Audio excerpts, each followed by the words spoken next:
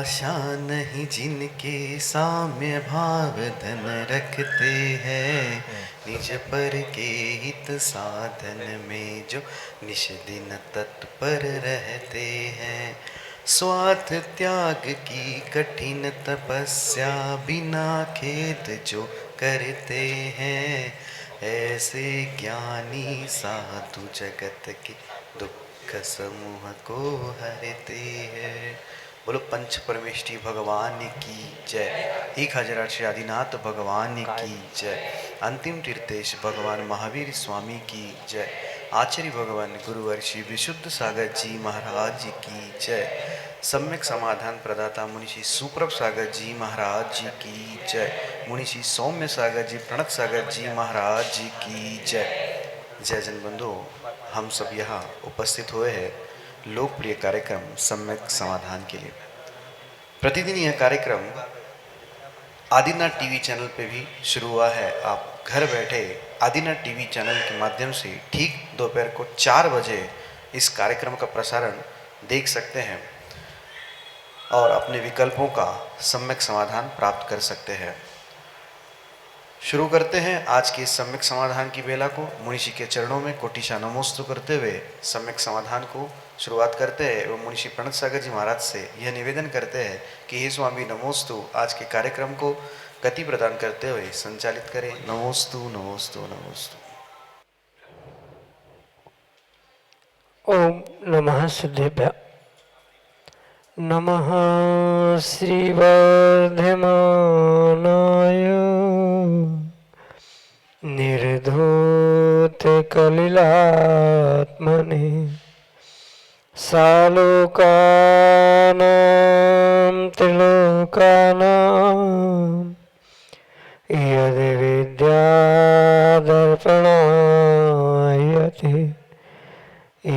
विद्यादर्पणायते।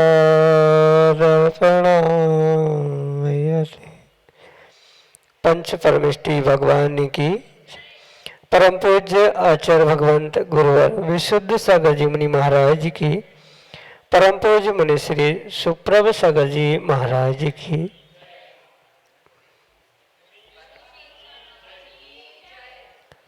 समीचीन विकल्प सम्यक समाधान। विकल्प तो अनंत संसारी जीवों के मन में अनंत होते हैं, लेकिन वे बिरले जीव होते हैं जो अपने विकल्प को समीचीनता प्रदान कर पाते हैं, और उनमें ही कुछ बिरले लोग होते हैं जिन्हें अपने समीचीन विकल्प का सम्यक समाधान किसी निर्ग्रंथ गुरु से प्राप्त हो जाता है। हम सभी का परम सौभाग्य है कि हम परम पूज्य आचार्य भगवंत गुरुवर विशुद्ध सागर जी महाराज के मंगल सुभाषित से प्रतिदिन अपने ही मन में उठने वाले उन अनेकानेक समीचीन विकल्पों का सम्यक समाधान आगम के परिप्रेक्ष्य में प्राप्त कर रहे हैं। प्रारंभ करते हैं आज का सम्यक समाधान। और आज के पहले विकल्प के लिए आसाम गुवाहाटी से किरण जैन महाराज श्री के श्री चरणों में कोटि कोटि नमोस्तु निवेदित करते हुए अपना समीचीन विकल्प रख रहे हैं कि महाराज जी, पहली और दूसरी प्रतिमा का स्वरूप क्या है। सम्यक समाधान के माध्यम से विस्तार पूर्वक स्वरूप समझाते हुए हमारे समीचीन विकल्प का सम्यक समाधान करने की अनुकंपा करें।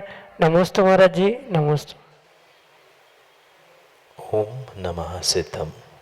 परम पूज्य आचार्य भगवान गुरुवर विशुद्ध सागर जी महाराज की।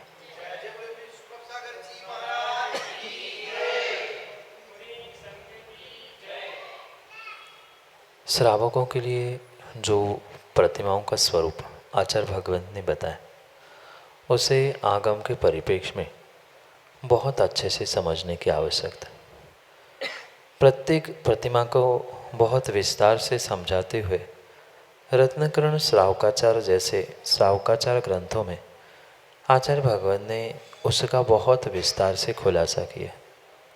संक्षेप में पहली प्रतिमा में, जिसे दर्शन प्रतिमा कहा जाता है, वहाँ मात्र भगवान के दर्शन से संबंध नहीं होता, अपितु जो सम्यक दर्शन है उस सम्यक दर्शन के पालन से व संबंधित होने से उसका नाम दर्शन प्रतिमा रखा। जो सम्यक दर्शन के 25 दोष कहे जाते हैं, उन 25 दोषों से रहित होते हुए 25 गुणों को प्राप्त करते हुए सच्चे देवशास्त्र गुरु, 7 तत्व, 9 पदार्थ, द्रव्य और स्वयं पर भी श्रद्धान करना, इसका ही नाम सम्यक दर्शन है।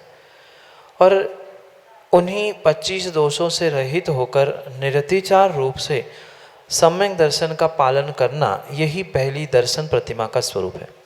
यहाँ अभ्यास रूप से दूसरी, तीसरी, आगे की प्रतिमाओं का अभ्यास किया जाता है। व्रतों का पालन, अभ्यास में शुद्ध भोजन का प्रयास आदि सब कुछ पहली प्रतिमा से ही प्रारंभ हुआ करता है।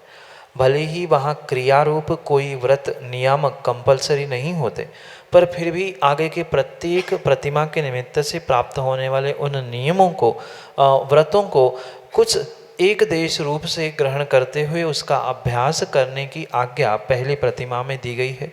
मुख्यतः वहाँ पूर्ण रूप से निरतिचार सम्यक दर्शन का पालन करने की है।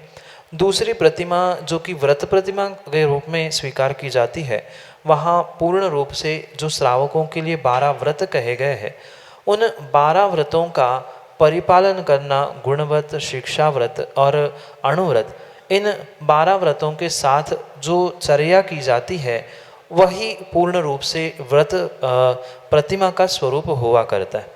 5 जो अणुव्रत कहे हैं, जो एक देश, हिंसा, झूठ, चोरी, कुशिल परिग्रह, इन 5 पापों से स्थूल रूप से एक देश विरक्ति को प्राप्त कर लेना। साथ में जो शिक्षा व्रत और गुणव्रत कहे गए हैं, जैसे प्रोषोदोपवास है, सामायिक आदि है, तो उनका अभ्यास करते हुए उनमें भी क्रम से निरतिचारता लाने का पुरुषार्थ वहाँ पर किया जाता है। क्योंकि इतना बृहत समय वर्तमान में अभी नहीं है जिसके माध्यम से उनका विस्तार से कथन किया जाए। इसका ही व्याख्यान पिछले वर्ष जो चतुर्मास में रत्नमाला नाम का ग्रंथ पढ़ाया गया था, वहाँ पे उसका बहुत विस्तार से व्याख्यान किया था। अगर आपको उसका व्याख्यान सुनना है तो रत्नमाला के जो प्रवचन पिछले वर्ष के यूट्यूब आदि के माध्यम से आपको उपलब्ध होंगे, आप वहाँ विस्तार से उसका विषय समझ सकते हैं और उसका पालन करते हुए अपने जीवन को, अपने आप को धन्य कर सकते हैं। संक्षेप में यही समय और यही आपके लिए सम्यक समाधान। विमल कुमार जैन, अरिहंत विहार कॉलोनी, विदिशा, मध्य प्रदेश से महाराज श्री के श्री चरणों में बारंबार नमोस्तु निवेदित करते हुए अपना समीचीन विकल्प रख रहे हैं कि महाराज जी, वीर शासन दिवस भगवान महावीर स्वामी की दिव्य ध्वनि के दिन से ही क्यों मनाते हैं? भगवान महावीर स्वामी के जन्म कल्याणक के दिन से क्यों नहीं मनाते? हमारे समीचीन विकल्प का सम्यक समाधान करने की अनुकंपा करें। नमोस्तु महाराज जी, नमोस्तु। वीर शासन जयंती के दिन विदिशा में प्रवचनों में हमने इस विषय को स्पष्ट करने का प्रयास किया था। शायद आप उस समय पर उपस्थित नहीं हो, तो ये स्पष्ट रूप से समझना होगा। शासन ये आज्ञा अर्थ में चलने वाला कार्य होता है। शास आज्ञार्थी होता है और जो आज्ञा में रहता है, जिसकी आज्ञा चलती है, उसका शासन ऐसा क्रिया का वहाँ पर कार्य या क्रिया से उसे समझा जाता है। इसलिए भगवान की आज्ञा कब चलेगी? भगवान के जन्म से नहीं, अपितु भगवान की दिव्य देशना जब खिरती है तभी भगवान की आज्ञा वहाँ से प्रारंभ होती है। और आज्ञा नहीं है तब तक शासन भी नहीं हो सकता।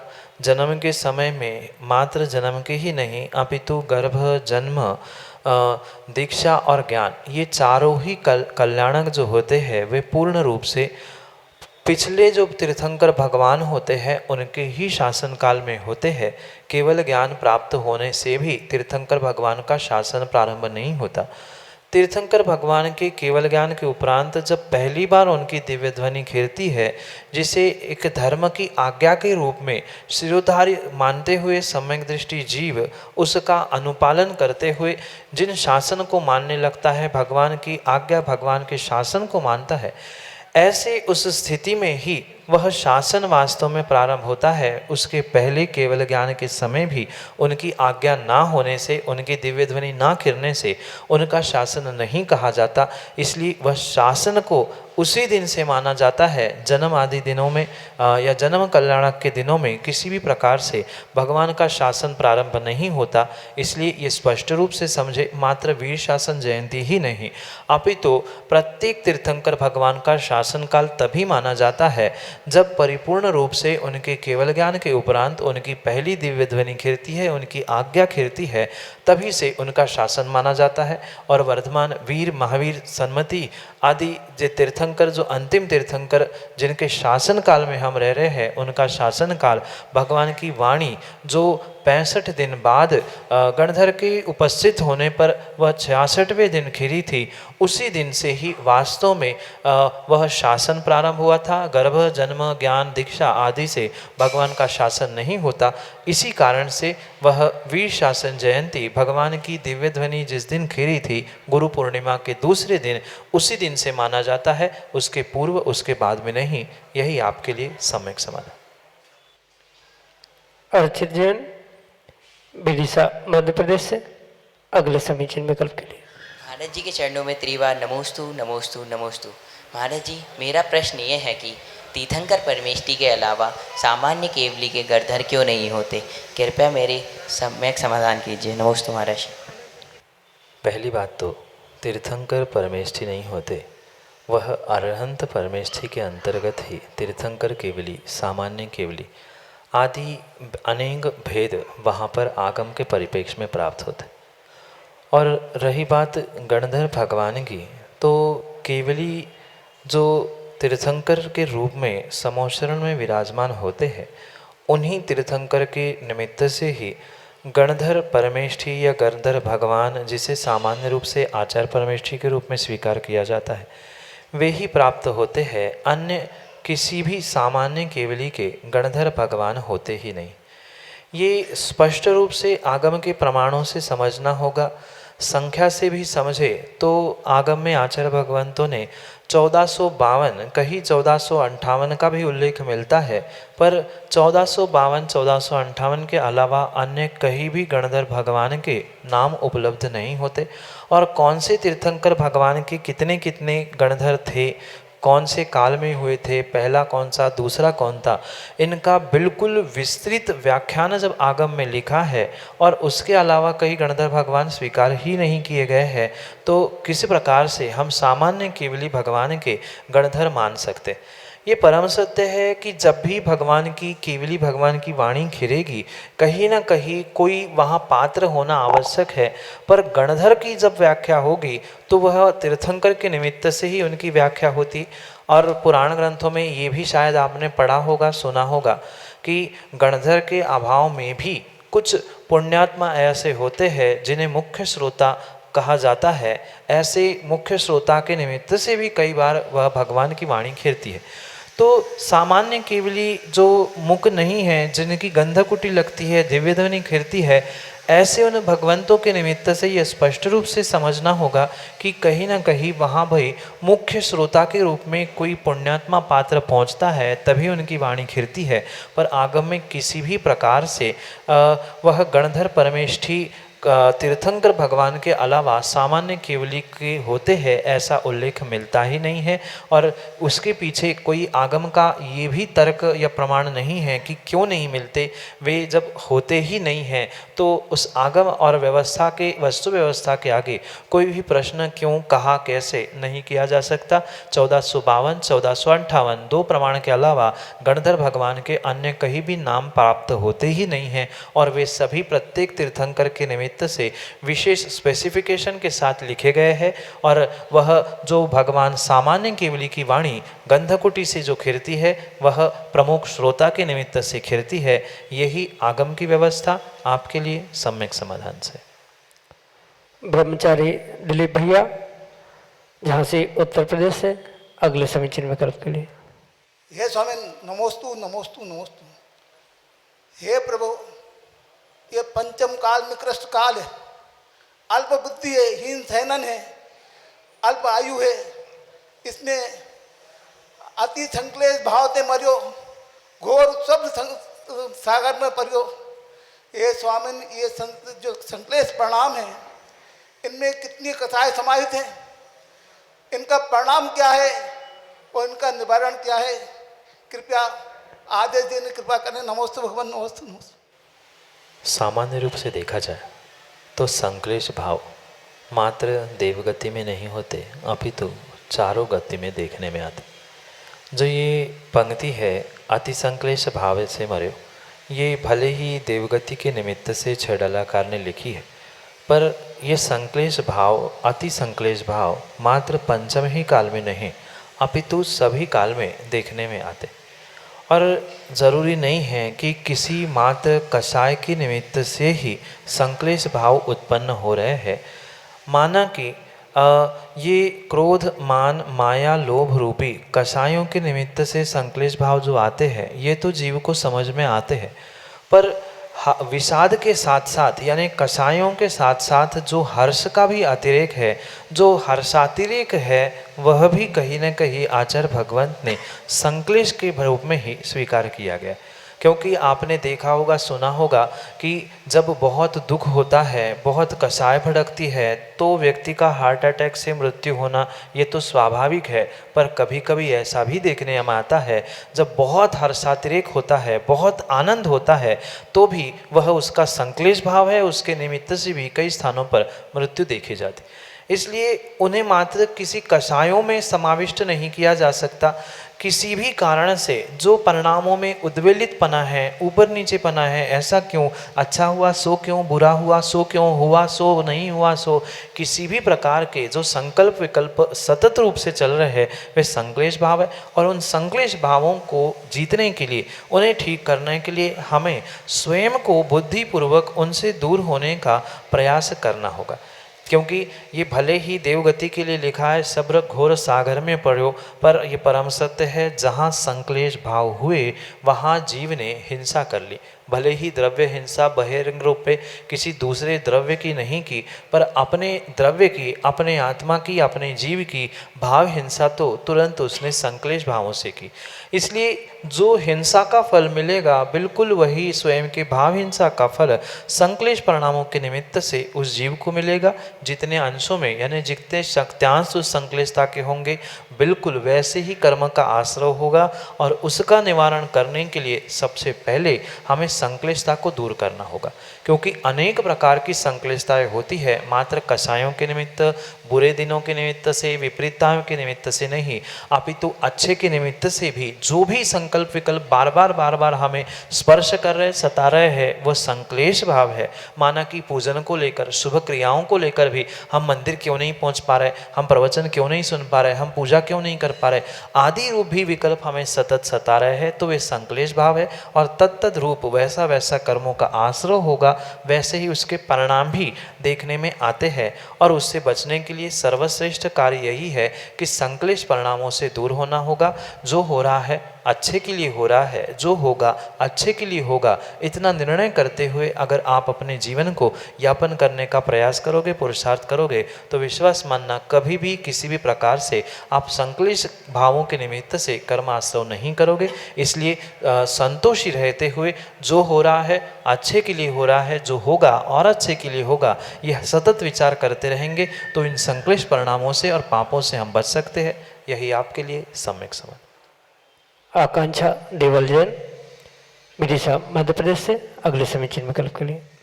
नमोस्तु महाराज जी। महाराज जी, मेरा समीचीन प्रश्न है, जो बरसात का पानी हम एकत्रित करते हैं, क्या वह हम महाराज जी के आहार हेतु चौके में प्रयोग कर सकते हैं? अगर नहीं तो क्यों, और अगर हाँ तो कैसे प्रयोग में ला सकते हैं महाराज जी? कृपया हमारे समीचीन विकल्प का सम्यक समाधान कीजिए। नमोस्तु महाराज। इस प्रश्न का मैं कई बार उत्तर दे चुका हूँ, क्योंकि पूर्ण रूप से अभिषेक या आहारदान आदि के निमित्त से या किसी प्रतिमाधारी जीव को भी पानी ग्रहण करते हुए जो आगम में व्याख्यान प्राप्त होता है, वह पूर्ण रूप से प्रासुक पानी का ही प्रयोग करने की आज्ञा है। और प्रासुक करने की जो विधि है, वह मात्र गर्म करने से नहीं होती, जब तक पानी छनता नहीं है तब तक वह प्रासुक नहीं होता। और छानने के लिए भी ये आगम में आचार्य भगवंतों ने स्पष्ट रूप से लिखा है, पानी तभी छना माना जाता है जब उसकी विलछानी यथास्थान की जाती। जब एक कुएं से खींचा हुआ पानी और उसकी विलछानी दूसरे कुएं में डालने से हिंसा होती है, तो बरसात के पानी की विलछानी के बारे में बहुत बड़ा प्रश्न चिन्ह है। क्योंकि आज गिरा हुआ पानी, कल गिरा हुआ पानी, 10 दिन, 15 दिन, 2-4 महीने इकट्ठा किया गया पानी, उसकी विलछानी आप 6 महीने बाद, साल बाद प्रयोग करते हुए डाल रहे हो, तो पहली तो बात ये समझनी होगी कि प्रत्येक मौसम के बरसात का पानी और उसके गुणधर्म कुछ कुछ अंशों में अलग होते हैं। तभी तो सावन आषाढ़ में गिरने वाले पानी से ही जो भूमि से फसल उगती है, अन्य किसी भी पानी से फसल उगे नहीं उगे कोई भरोसा नहीं रहता। तो जब प्रत्येक मौसम के पानी में अंतर है, उसके गुणधर्मों में अंतर है, तो स्वाभाविक रूप से उसके विलछाने की निमित्त से उत्पन्न होने वाले जीवों में भी अवश्य ही अंतर होगा। और जब वह विलछानी पूर्ण रूप से यथास्थान समय पर नहीं पहुंच रही है, जहां से प्राप्त हुआ है, जिस प्रकार के मौसम का पानी था उसी में नहीं विलीन हो रही है, तो किसी भी प्रकार से पानी छना नहीं कहा जाएगा। और छना नहीं है तो कितना ही गर्म कर लो, वो प्रासुक नहीं कहा जाएगा। एक बात मैं और पूछना चाहता हूँ और कहना भी चाहता हूँ, अगर ऐसी ही व्यवस्था थी तो क्या मात्र वर्तमान में ही पानी गिरता है? भूत में भी जब महान महान आचार्य भगवंत हुए, उनके समय भी पानी गिरता था। उनके समय तो कितनी स्वच्छता और कितने 84 खंड आदि के महल भी देखने को मिलते थे, पर किसी आचार्य भगवंत ने बरसात के पानी की आज्ञा प्रदान नहीं की। उन्होंने स्पष्ट रूप से कहा, प्रतिमा हो चाहे वह निर्ग्रंथों के लिए, आहार दान आदि के लिए हो, वह चौके में पानी पूर्ण रूप से कुएं से ही खींचकर यथास्थान उसकी विलछानी कर कर ही प्रयोग करना चाहिए। जब आगम की भी आज्ञा है, तर्क से, सामने वर्तमान के प्रमाणों से, अनुमानों से, सब हमारे सामने ये विषय होने पर भी अगर हम अपने विषय को और इस विषय को ना समझ पाए तो ये हमारी ही गलती हो सकती है। इसलिए पहली बात, आगम में इसका किसी भी प्रकार से कोई प्रमाण प्राप्त नहीं होता।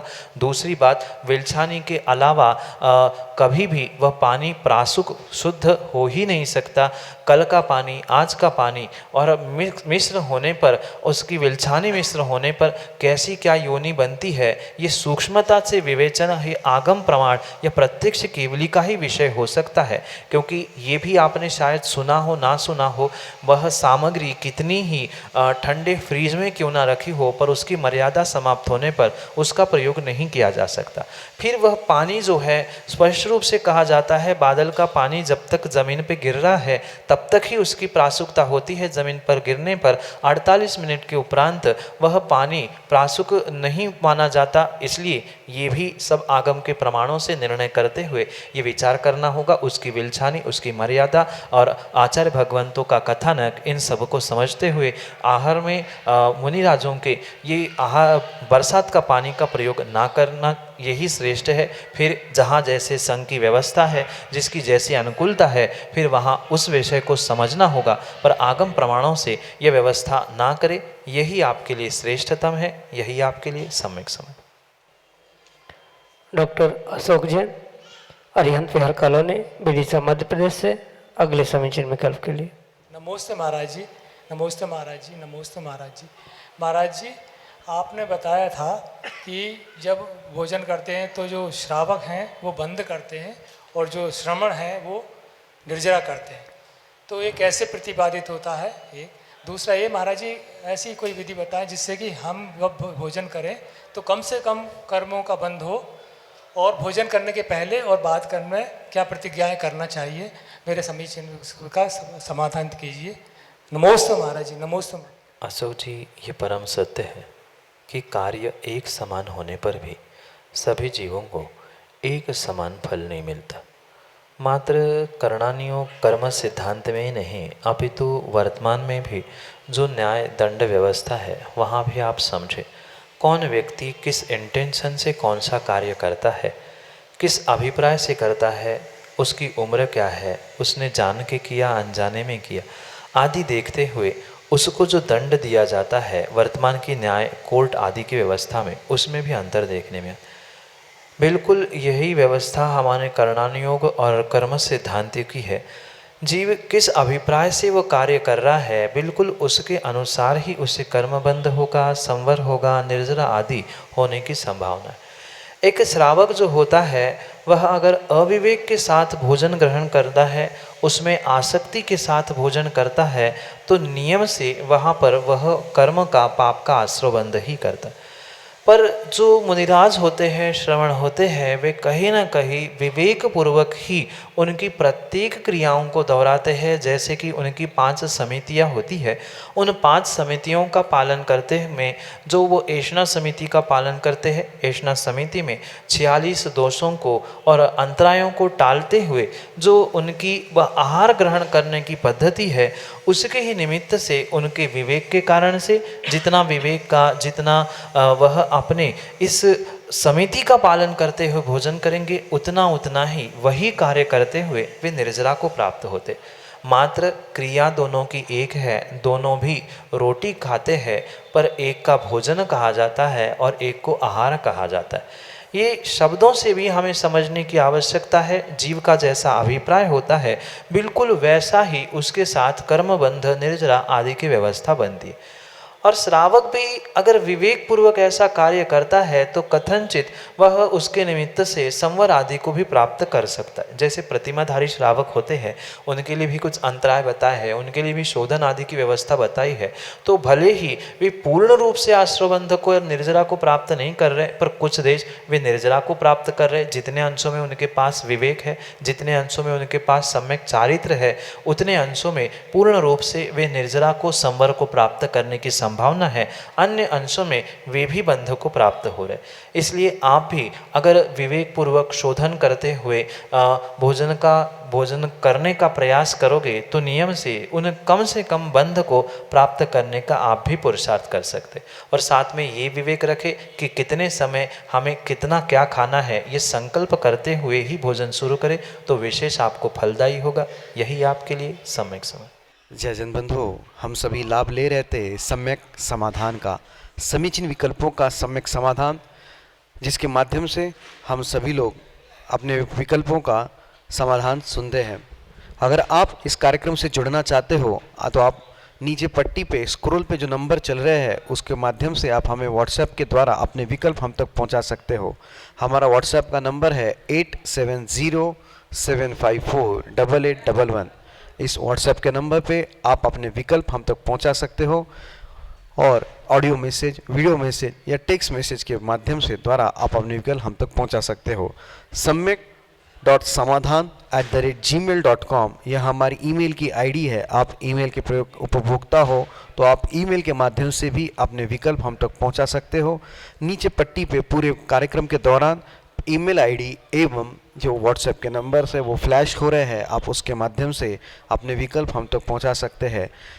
एवं मुनिषी के अन्य कार्यक्रम को जुड़ने के लिए यह सुप्रभुवाच यूट्यूब चैनल को भी आप सब्सक्राइब कर सकते हैं। यूट्यूब चैनल सुप्रभुवाच, मुनिषी सुप्रभ सागर जी का नाम सुप्रभ, वाणी का पर्यायवाची नाम ओवाच, सुप्रभुवाच यूट्यूब पे सर्च करिएगा, शेयर करिएगा, लाइक करिएगा एवं सब्सक्राइब करिएगा ताकि अन्य लोग भी इस कार्यक्रम का लाभ ले एवं लाभान्वित हो।